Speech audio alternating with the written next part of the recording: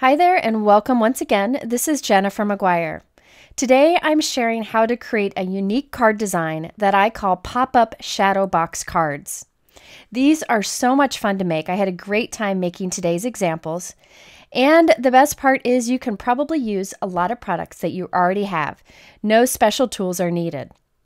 Now these cards are fun because they come out of an envelope just like a regular card, as you can see here. But when you take them out, they're designed to pop up a bit. So you can see how you have lots of dimension to it, and it creates this really cool shadow box effect. I have lots of examples for you today, and I'm hoping that they'll inspire you to give this a try and also show you variations of how to do this technique. Let's start with this example here. This features the new Hero Arts Pet Goldfish stamp set.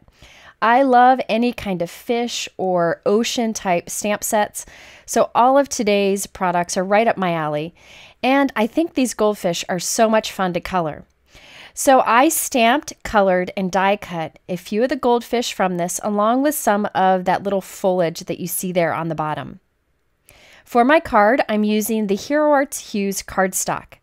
I am in love with this cardstock. It's all 100-pound or heavier, so it's nice and thick. For today's card examples, I think it's important to use a heavyweight cardstock. Any kind of colored heavyweight cardstock that you would get from a stamp company will be heavyweight enough for this example, such as this paper from Hero Arts. I'll be using this cardstock to create our shadow box card today. Now, when this card is flat, it measures 4 1/4 by 5 1/2, which is a typical note card size, so it'll fit in a regular envelope. Now this is how we create that.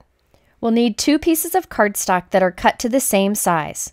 These are 6 1/4 inches wide and 5 1/2 inches tall. Now you could do whatever colors you want here. The pool piece will be the front of my card and the white will be the back of the card. Let's start with the pool piece first. I have my Scor-Buddy and a bone folder. And I'm going to do 2 score lines on this side. One's a 1/2 inch from the edge, and the other is 1 inch from the edge. You can see the measurement marks on the top of my scoring tool. So we did 1/2 inch, 1 inch. Now I'm going to rotate this, and I'm going to do the same thing from the other side. So we'll again score at a 1/2 inch and at 1 inch. I like to use my Teflon bone folder with my scoring tool because I find it scores very well. Okay, so now we have 4 score lines in this cardstock. So we're going to create a bit of an accordion fold on both sides. So first I fold in at the 1 inch score line. Then I'll fold back over at the 1/2 inch score line on both sides. So basically what we're doing here is creating a little zigzag fold on both sides of this cardstock piece. And when it is closed and flattened, it's 4 1/4 by 5 1/2. But you can see that little zigzag fold on each end. Now this will be the front of our card and we can do whatever we want here. Now it's time to create the back of our card. So this is the other piece of cardstock. I'm scoring at a 1/2 inch and 1 inch, and then rotating it and doing the same. So I'm scoring this exactly like I did our last piece. Once again, I'll fold over at the 1 inch score line on both sides, and then I will fold back over at the 1/2 inch score line. So now we have 2 pieces that are exactly the same. One is pool and one is white. You can do them both the same color if you want to. I just wanted the white to show through from the front. So here you can see we have 2 identical pieces, and they will be attached at those little flaps. So you can see they'll be glued like this, and there we have our shadow box design. Those little zigzag folds on the side will actually act like a spring that will cause the card to pop up when you take it out of the envelope. Now I'm going to stamp into the inside of my card so that the pattern will show through the window when we have our card assembled. So I have my white cardstock piece, I've flattened it and put it into my stamping tool. And I have the new Hero Arts Bubble Background Stamp. I'm inking it up with Hero Arts Soft Pool ink, and I'll stamp that onto the front of our white cardstock piece. It doesn't matter what it looks like on those scored lines, the little flaps. You really just want to make sure that that center area, the large center area, is stamped nicely. I double stamped it so that this light ink would be a little bit darker. Now it's time to create the window on the front of our card.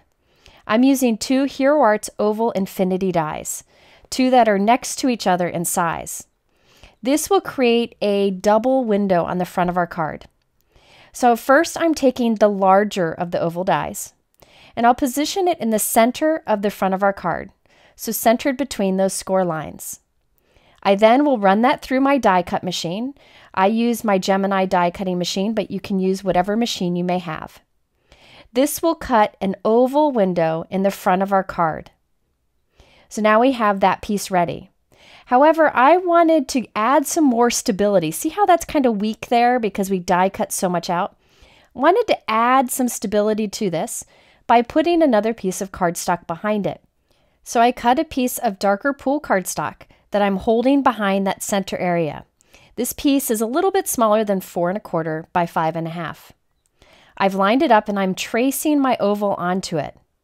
Now I could use the same oval die, but instead I'm going to use the oval die that's slightly smaller. That way a little bit of this will show through when we glue it to the inside of our card. So I have taped temporarily our smaller oval die, run this through my die cut machine, and now we have this piece that'll fit nicely behind it. And when we glue those together, it'll give more stability to our shadow box card's front. Now it's time for the fun part where we add our stamped images with lots of dimension in the shadow box. I'm starting with the backmost part first. So this, when you look through the shadow box, will be all the way in the back, glued to the back of our card. I have all my little leaf images here, and I'm gluing them together onto the background to make them taller so they would show better through the window.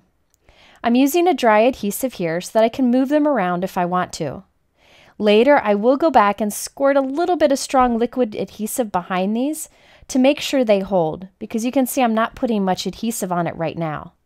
I like the flexibility of moving things as I create these shadow box windows. Okay, so now I thought it'd be fun to glue one in the front. So I'm actually gluing this to the front of our shadow box window. So you can see already we're starting to get lots of dimension. I also want my sentiment to be all the way in the front, so I stamped it onto a white cardstock strip, and I'm gluing the ends to the back of the front window. This sentiment is from the new My Monthly Hero Arts Kit, and I'll show you that a little bit later in this video. So there we can stretch this sentiment strip right across the front of the window, and that'll be nice front and center. Okay, so next all we have left is to add our little goldfish. I decided to add 3 goldfish, one all the way in the front, one all the way in the back, and one floating in the middle. So let's start with the front. I've glued this to the back of our oval window, so it's all the way in the front. Now for the goldfish that floats in the middle, I needed to find a way to have it floating in there. I decided to use a thin strip of clear acetate. Any kind of strong acetate will work. I like to cut up Hero Arts acetate clear cards, but you could use any kind of recycled packaging too. So I cut a long thin strip, and I'll glue one end of this little acetate strip onto the back of my goldfish. You want to make sure you use a strong adhesive here. I use Be Creative tape, and I'm taping the end of that acetate onto the tail of our goldfish. So you can see how I have this little clear handle on him now. This will allow me to float this in the middle of our card. I also put a piece of tape on top of the acetate just to be sure it stays.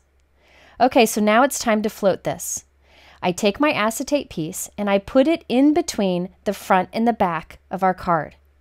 Once I have it positioned exactly where I want it to be, I'm going to put a tape on that flap over there on the back of the card. That way he kind of sticks into our shadow box, and he actually moves as you pull the sides or push them in. Okay, next we need to add our goldfish to the background, so I'll glue that directly to the inside of the card. And I'm also moving some of my pieces around. I like to hold the front of the card onto the back and look through the window and make sure everything's showing. You can see I moved quite a bit here. And then once everything is happily in its place, I will put some strong liquid adhesive behind all the die cuts to make sure they don't move. Okay, now it's time to add that extra piece to the inside of the card. I'm using my strong liquid adhesive here. This is Gina K Connect. And this will add some stability to the front of the card. I really don't have to do this since I used heavyweight cardstock, but I do feel that it helps the card out quite a bit. If you are using a lighter weight cardstock, I do recommend doubling up this piece because it'll make your card stand up nicely as a shadow box once you have it all assembled. The last step is to glue the front and the back together. Now, I recommend using a strong adhesive and applying it just to the leftmost flap and the rightmost flap, as you see me doing here. I like to use a strong liquid adhesive here because it allows me to put the front and the back together and move them until they're perfectly lined up and then to let it dry. But you can also use a strong double-sided tape. So I'll press those together, give them a few minutes to dry. Then we can use our scissors to trim off the excess of that acetate piece and also the die cuts that are hanging out of the bottom of our card. So here's how the finished card works. I have it in a regular envelope here, and it's flattened in there to 4 1/4 by 5 1/2. When you take it out, it automatically pops up. See those folded zigzags, scoring lines that we created on the sides? Those kind of form a spring that causes the card to pop up when you take it out of the envelope. If the person wants to, they can pull those little flaps on the side to make it stand up more, and it makes that little fish move side to side. Now this card will easily stand on its own, so it's great to display. And you can see all those layers of dimension in there. I've never been able to create this much dimension in a card. Now you can write your little message to the recipient on the back of the card with no problem. And when you flatten this and put it in your envelope, it doesn't add too much bulk, but I would probably put extra postage on it just to be safe. I usually like to do that just because I want to make sure that the card that we spent so much time on makes it through the mail nicely. You can see how the front of the card is nice and strong because we added that extra support behind it, so it's not flimsy. And you can easily put it into your regular envelope, which, by the way, I stamped with that bubble stamp also. Now that we've covered a basic pop-up shadow box card, I wanted to show you a few variations, including adding different elements and other sizes that you can create. My next card is created similar to this last one, but in this case, I allowed the flaps to stick out the side, and I added a die-cut background to the front. For this one, I'm using the Hero Arts Fishy Stamp and Die Set. This is a small stamp set that comes with the coordinating dies, which is really handy. This card will have the same flattened size as our last card, 4 1/4 by 5 1/2. But it's a little bit different in that this time I allowed the flaps to stick out the side like you see here. So it is a similar card, but our score lines are in different places, and we start with a different size cardstock. This time I have two pieces that are 5 1/4 inches wide and 5 1/2 inches tall. So I've put this in my scoreboard, and I will score at a 1/2 inch and then again at 3/4 of an inch. So first we're doing the 1/2 inch, then we have the 3/4 inch. This is different than last time. This won't have as much shadow box dimension as the last examples, but it's a fun variation. So now I'm going to rotate my paper and do the same. I'm scoring at a 1/2 inch and 3/4 of an inch. After I've scored those lines, I can go ahead and fold at the innermost score line, the 3/4 inch. Then I'll fold back on that at the 1/2 inch score line. So you'll see when we flatten this piece, you can see the flap sticking out the side, which is just a little bit different from last time. But we're still creating that spring effect by doing the zigzag folds. Now that I've created the front of my card, I'm doing the exact same thing for the back. So I have two pieces created the same way with the same color cardstock. And there you can see the shadow box card with the flaps sticking out the side and a little bit less dimension on the inside. But it's a fun variation. Okay, now for the front of this card, I wanted to add the cutest little background stamp, the Hero Arts Fish and Bubbles Confetti die. I die cut that from a lighter color cardstock. And then I'm going to trim that down so that it covers the front of our card. It ends up being about 3 3/4 inches wide and 5 1/2 inches tall. I'm using my favorite trimmer, which is the Holtz Trimmer. It allows me to get a straight cut every time. So there you can see how this nicely fits on to the front of our card. For this card, I'm using the fishbowl die for the window of our shadow box. So onto the front of the card, I'm lining up and centering towards the top our little fishbowl die. I'll flatten this piece out and then run it through our die cut machine. Now that I have the window on the front of my card, I need the window through this front piece too. I was afraid it wouldn't cut through both layers, so I'm doing it in 2 steps. I'm taking that piece and I'm holding it to the back of our window. It'll get glued to the front, but just so I can line up for the die cutting, I'm holding it to the back and then tracing that die cut window onto it with a pencil. There are a few different ways that you can do this, but this seemed the most obvious to me at the time. So now I'll take that same fishbowl die, line it up with my pencil marks, and then run that through my die cut machine. And that will position the fishbowl die cut in the same spot on both pieces. Okay, now I wanted a piece of white cardstock to go on the inside of our card, and this will show through the back of the shadow box. This is cut to a little bit smaller than 3 3/4 by 5 1/2. Now I want to stamp the fishbowl on here and make sure it's centered up on here so that it'll be centered up on our window so that when we have our shadow box assembled, it'll all line up nicely.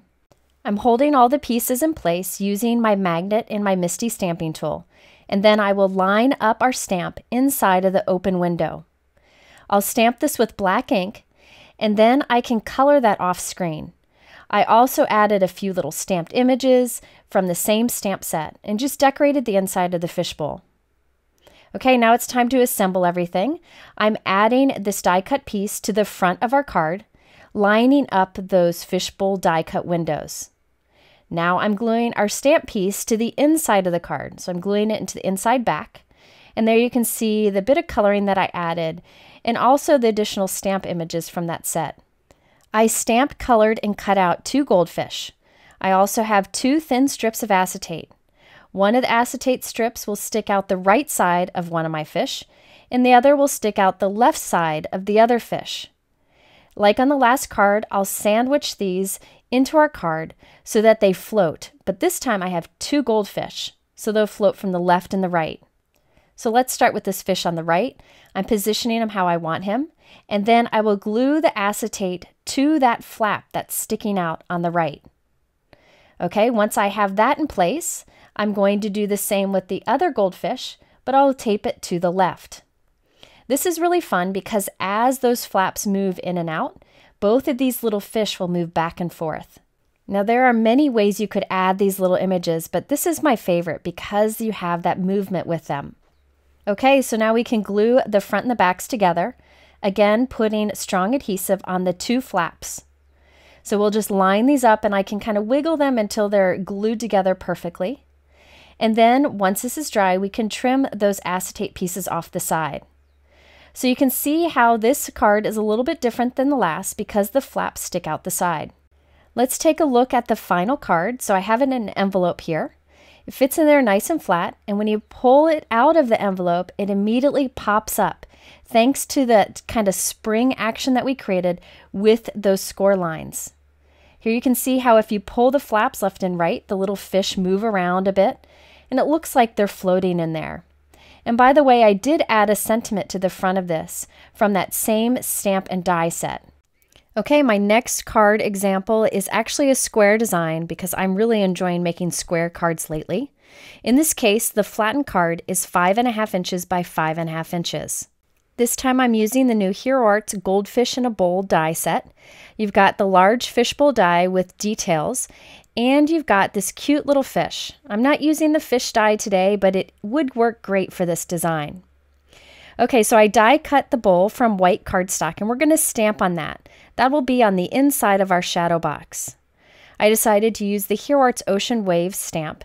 Thought that was perfect for water, but this is also a great background stamp, just for any card. I'm stamping it to almost cover our entire fishbowl. I wanted it to look like the water inside of it, so part of my fishbowl is hanging out the top. I stamped that with soft pool ink. Now we can create the note card itself. This time I'm starting with 2 pieces that are 7.5 by 5.5. And I'm scoring a 1/2 inch and 1 inch from each end, just like we did earlier in this video. Again, this will end up being a 5.5 by 5.5 inch square note card. Okay, so I am folding along the score lines, again creating that little zigzag effect on both sides of our piece. I will create another piece exactly like this, so we have 2 pieces the same. From the top, it looks a lot like the cards we've already created, but this is a bigger size so we can do more with it. Now from the front piece, right at the center, I'm die cutting the fishbowl design. I'll flatten it out, run it through my die cut machine, and there we have our window. Now you'll notice that this is a little bit flimsy, right? Because it's a big piece and we cut out a lot of the paper. So I need to add some stability to that. On my first card, I showed you one way to do this. Here's another, and this is actually easier. I just used some cardstock scraps and cut some strips. I glued 2 strips on top of each other below our fishbowl, and this is on the back side of the front of our card. Then I'll cut 2 more strips and glue them on top of each other above the fishbowl. So basically we're just adding some stability, making it thicker at the top and the bottom of this piece. Nobody will ever see these, but now it's thicker, so it'll keep its shape nicely. I decided to use the Hero Arts Betta Fish stamp set. I love the layering that this offers. And I'm going to show you how I use these layering images along with multiple inks to create a really realistic, colorful fish. Now I'm using my MISTI stamping tool to help with my stamping. You can use an acrylic block if that's what you have. I'm inking up the tail of my fish with Hero Arts Ultra Pink ink. And this is the first layer in the stamp set, the most solid fish image. Now once I have that stamped, I'm going to ink up the body of the fish with Hero Arts Cornflower blue ink, and I'll stamp that. Next, I wanted to kind of blend the colors together so there wouldn't be that harsh line. So I'm using the same Cornflower blue ink and a sponge dauber to add a little bit of blue ink on the top of the tail, right on the stamp, and then I'll stamp it. And look at how it allows those 2 colors to overlap, creating a purple color. I'm going to do that again to get more blending. So I really only used 2 inks here, but it looks like I used more. Now I have this second layer of our fish and I couldn't get it to line up well. So here's a trick. I take the packaging and I line up the packaging with my stamping. Once I have it lined up, which is easy to see, I can then line up my stamp with the packaging. And it's easy to line up the stamp with the black on the packaging. This makes it a lot easier. Once I have that lined up, I'll close my MISTI stamping tool, remove the packaging, and we have our second layer lined up perfectly. This time I'm using Hero Arts Raspberry Jam to stamp the tail of the fish. Then I'll use Hero Arts Stone Wash Blue to stamp the second layer of the body. I again want to blend between the 2 colors, so I'll use my sponge dauber with the Stone Wash Blue ink and apply a little bit of ink to the stamp towards the top of the tail. That way when I stamp it, we get a little bit of overlapping and it blends together nicely. Finally, I'm putting the last layer, the outline of the fish, lined up with our stamping, and I'll stamp that with black ink, and look at that beautiful result you get. Now it's time to create our little fishbowl here. I thought it would be fun to add our fish to the fishbowl with a mini action wobbler. This is actually a plastic spring that you can stick onto the back of your die cut and onto your card so that it will be flat when it goes to the mail, but then it pops up and wiggles when you take it out of the envelope. This is such a fun feature, and I thought it would be perfect to include in a shadow box. After I added my fish with the action wobbler, I also trimmed down and glued onto the fishbowl various little seaweed images, and then I also stamped a sentiment. So all of my stamping is included on this large fishbowl die cut. Finally, it's time to assemble our card. I'm going to start by adding the fishbowl die cut to the inside. So I'm positioning the front of my card against the back of my card, lining it up, not gluing it, just lining it up. Then in the opening, I will place that fishbowl die cut. That way I can be sure that when the card is closed, that when you look through the window, you'll see the fishbowl perfectly lined up. Okay, now finally we can glue the front and the back together. I will again put liquid adhesive on the two flaps that stick out on the left and the right. Then put the front to the back, hold it there for a few minutes, let it dry, and then we have our fun pop-up shadow box. Once again, those little zigzag folds that we made on the side flaps will allow the card to pop open when you take it out of the envelope. Now I used a 6-inch square envelope here. Square envelopes do require extra postage, but I don't mind that. But if you wanted to, you could use a large regular size envelope for this. So here you can see how the fish wobbles in there, it kind of wiggles around, and how this stands up nicely with lots of dimension to it. I did stamp some little bubbles in the background, but besides that, I left this card pretty simple. These shadow box designs are a lot of fun, and it's fun to incorporate those action wobblers too. Oh, and at the last minute, I decided to add some Tonic Aqua Shimmer pen to the fish itself. This gives it a nice fun shimmer that makes it stand out a little bit more. Okay, it's time for our last example, and this is the one that I had the most fun making. Now this card is actually an aquarium, so it's a pop-up shadow box card that looks like a fun aquarium. For it, I used the newest Hero Art My Monthly Hero Kit. This is the March kit. It comes with that large 6x8 stamp set. All of those dies you see there, including the one that creates the aquarium look. There are also some gemstones and 3 ink cubes included. Now this is a limited time only product, but it's a great kit where the value of it is twice what it costs. So here's a look at the dies just to show you how many come in it. I'm only going to be using the aquarium die. So this will create the window on the front of our shadow box card. So for this example, we're creating a pop-up shadow box card, but it's a landscape design instead of portrait, which is what all the cards today have been. In this case, I'm starting with 2 pieces of cardstock that are 7.5 by 4.25 inches. I'm scoring a 1/2 inch and 1 inch from each end, just like I've been doing throughout most of this video. Then I will fold along those score lines, creating those little zigzag folds on both ends of the white cardstock.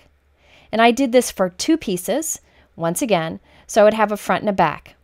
On the front piece, I'm lining up our aquarium die right in the center of the card between the score lines, and I'll run it through my die cut machine.